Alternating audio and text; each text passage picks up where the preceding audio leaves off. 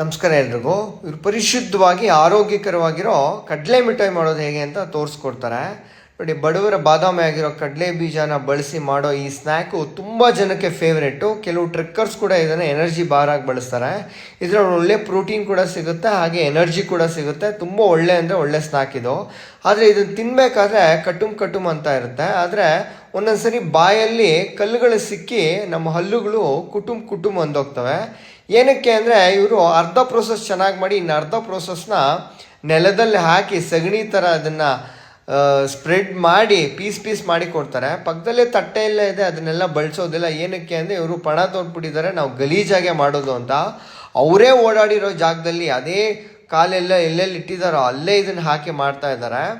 ನೋಡಿ, ಮುಂಚೆ ಎಲ್ಲ ಇದನ್ನು ಮನೆಗಳಲ್ಲಿ ಮಾಡ್ತಿದ್ರು. ದಯವಿಟ್ಟು ಇವತ್ತು ಪ್ರಯತ್ನ ಪಡಿ, ನೀವು ಮನೆಗಳಲ್ಲಿ ಇದನ್ನು ಆರಾಮಾಗಿ ಮಾಡ್ಬೋದು. ನೋಡಿ, ಅದ್ರ ಮೇಲೆ ಕಾಲೆಲ್ಲ ಇಟ್ಟು ಮಾಡ್ತಾ ಇರೋದು. ಇದನ್ನು ಕಲ್ಲುಗಳೆಲ್ಲ ಆರಾಮಾಗಿ ಮಿಕ್ಸ್ ಆಗಿ ಬಂದ್ಬಿಡುತ್ತೆ. ಸೊ ನಮ್ಮ ಲೈಫ್ ಏನಾಗುತ್ತೆ ಅಂದರೆ ಕಟುಮ್ ಆಗುತ್ತಷ್ಟೆ.